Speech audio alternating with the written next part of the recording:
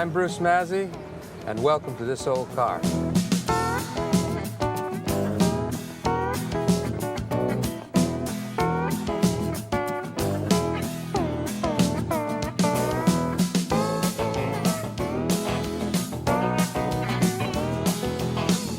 Today in This Old Car, Bruce Mazzie heads for Potomac, Maryland, as he meets up with Buzz Potter, who's been collecting classic cars for over 60 years. Then he'll stop off to see Old Car John Krapinski, that is, a master craftsman in the restoration of classic cars. After all that, Bruce pays a visit on the National Capital Region Early V8 Ford Club as they show off their stuff in Brookville, Maryland.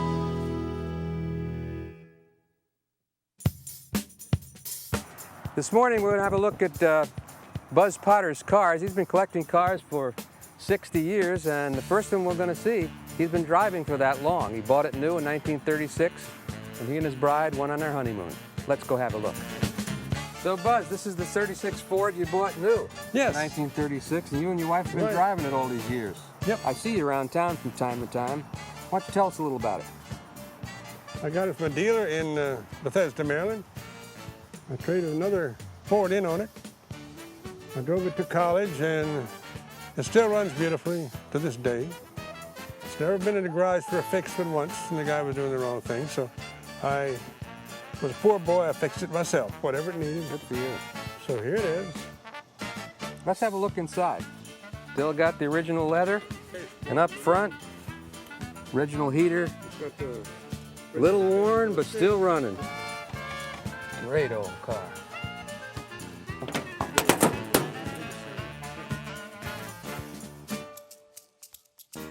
Yeah, this is an 85 horse flathead V8. 4 years after they introduced the V8 in 1932. This is the original engine. This is proof to the pudding that they're still out there waiting to be restored.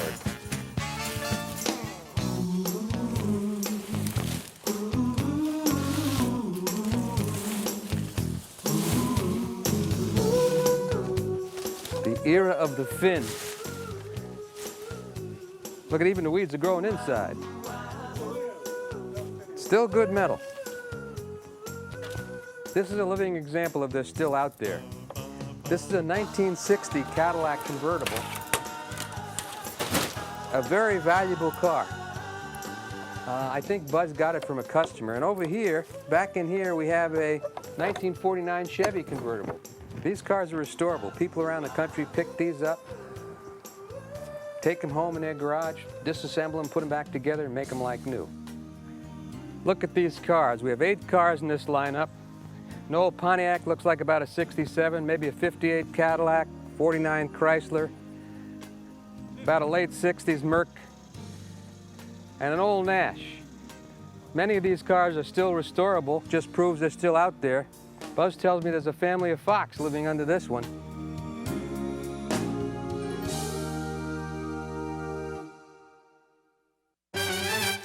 This is a 1916 Dodge. Buzz, why don't you tell us how you got this car? It's been sitting here a long time. Second year of production. It's the first antique car I ever bought as an antique. And I bought it in 1960 or thereabouts. And it's original paint. And it's got the original side curtains that have never been down. Second top. It's a very dependable car. Looks like it needs a little work, Buzz. Been sitting here a long time, the inch of dust and all the rest. But it cranks over and it would run if I had the time. Good, let's move on and look at a few more. Now back here we have a 1934 Ford 5-window coupe. That car is actually in great shape, is very restorable. Just has to have the engine put in it. But this building, like the others, is full also of very valuable parts. It doesn't look like much. It looks like junk, but one man's junk is another man's treasure. This is a 1928 Lincoln 7-passenger touring car. We've taken a lot of tours, drove it up to the rock-bound coast of Maine on a tour and back on a Glidden tour. So it's a very tough, dependable automobile. This 1928 Lincoln is a very valuable car. Still runs, still moves, just needs to be cleaned up, taken outside. New battery. New battery put in it. Clean the electric. Clean the mice out of the carburetor. And off we go. Done. It rains here in Potomac, and the rainbow hits the sky. The pot of gold is in this building. Buzzie's going to show us a couple more nice cars. Buzz, what do we have here? This is called 1938 Bantam Roadster. Bantam Roadster. It's a mini. It's Yeah. small. Austin Bantam. Very nice. And the engine sitting here hasn't in it yet. The whole engine and four-cylinder is less than a foot long. Wow. 11.5 inches. 11.5 inches. That's what propelled it all over. And how about this? That's a unique car that first car I ever owned is the Boattail 31 Essex. And I got it in high school in February 1935, sold it in college, and got it back almost half a century later in an antique car magazine, and I bought the car back. And found it was my original car after I bought it and brought it home. So there she is. Let's have a look at that Packard downstairs. Yeah. This is a 1929 Packard dual windshield Phaeton. I've had it about 20 or 25 years. It's the prettiest car I've got. I fell in love with one like it when I was 14 years old. A family friend used to drive one out to our farm and park it in the yard. I finally got one of them. Buzz, I want to say thanks again. We're going to move on. It was a lot of fun. When we come back, we're going to stop in the shop to see Old Car John.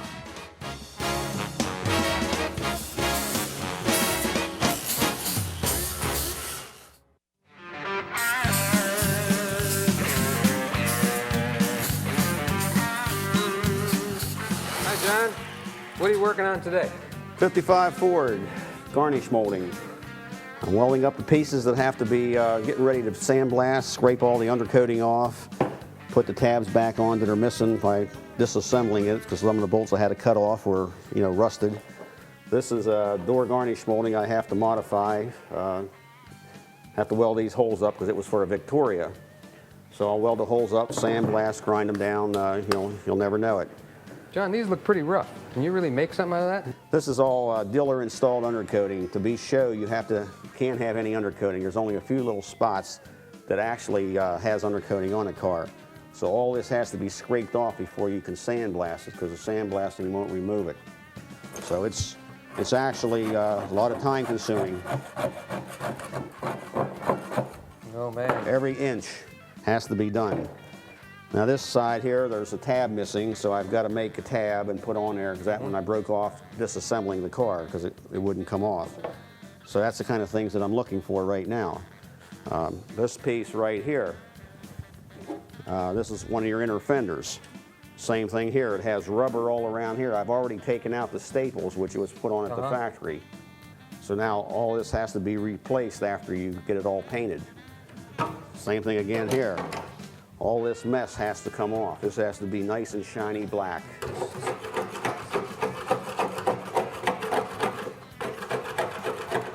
Original paint under there. Original black paint. A lot of times you'll find numbers, which is important when you're building a car. You'll scrape off undercoating and there'll be numbers put on it, markings, certain colors. That's what you try to look for. Everything got to go back to as possible, close to the factory as possible. This is a bad corner on a fender, right, inner fender, see? So this metal right here will be cut out and a piece made on there and welded in, worked out with filler so you can't tell it. That's the kind of things that you're looking for when I'm starting on this car right now. I'll do all this. I'll sandblast it, weld it, sandblast it again, then work the filler. But everything has to be done like this, every piece. I mean, people don't realize the amount of pieces there are to a car. We'll get into that a little later. I'll show you some of them. Especially this car. Right. We're going to follow this one through from beginning to end. We want to see a nice finished product in about 6 months. Pretty sound. The car has real good floors in it, so it's a real good car to start with. How's the engine? Okay, this piece right here has been torched off, so I have another one to replace this with. This is the front motor mount. The motor mount on here is actually missing, so I have that. I had another correct engine that I've taken the parts off already. This fan pulley is incorrect. I have the correct one. The intake will be changed to a 2-barrel.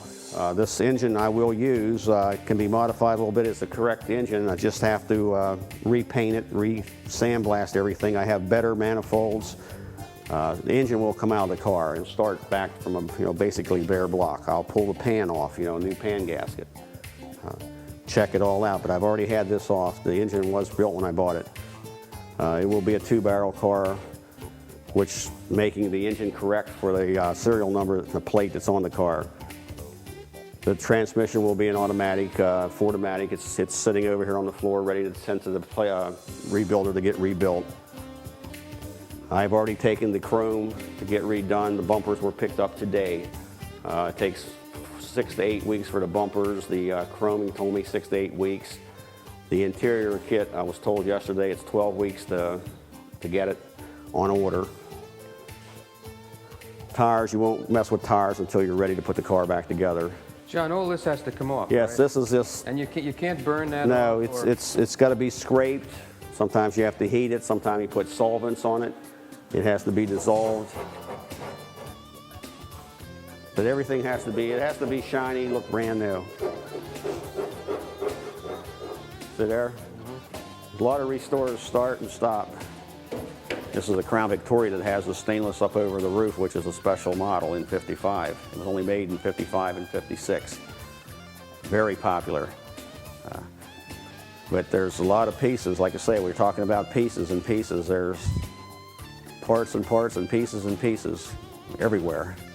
All this stainless around here, it's stainless completely around the car, all around the windows, the vent windows, the back window frames.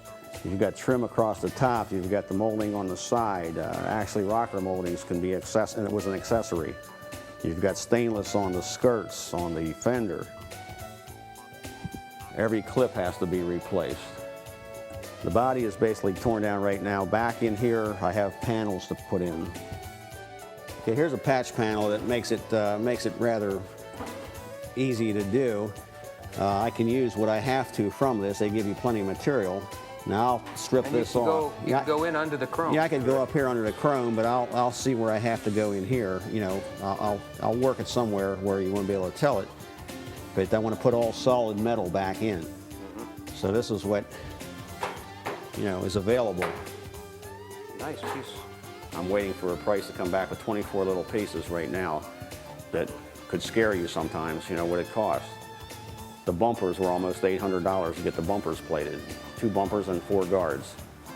Yeah, my 55 T-Bird, I spent about $3,000 on chrome, having everything re-chromed. A lot of things are available, which I have purchased already, like all your emblems, all your names. There's one piece across the trunk here that I have brand new, which is a $400 item. It's reproduced. The one trunk piece, $400. Well, I can't wait to see this thing finished. What color are you going to paint it? Tropical rose, which is pink and white, but your interior matches. Your dash is painted the same as the car.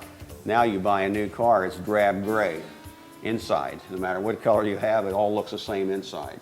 Except the PT Cruiser. Right. The 2 dash panels are the same color as the outer color of the car. What'll a car like this get on the market when it's finished? A nice car like this, show car, will bring $25,000. I've seen some go high as $35,000. Some of the auctions, which really bring more. I've seen one last year brought $45,000. Now it was a glass top, which was a special model.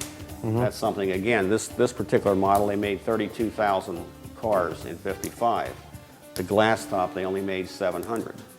This car brings as much as convertibles do because of the special model. Thanks, John. We're going to be stopping back a little bit later. But before we leave, we're going to take a quick look at some of the restorations that you've done in the past.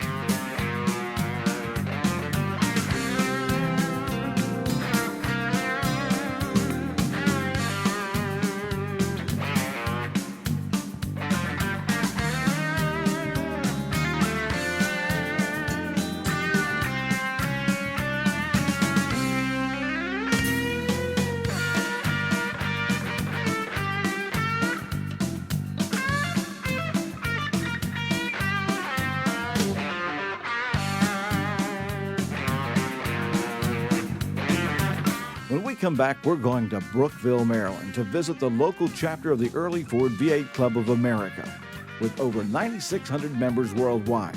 So stay tuned. We'll be right back.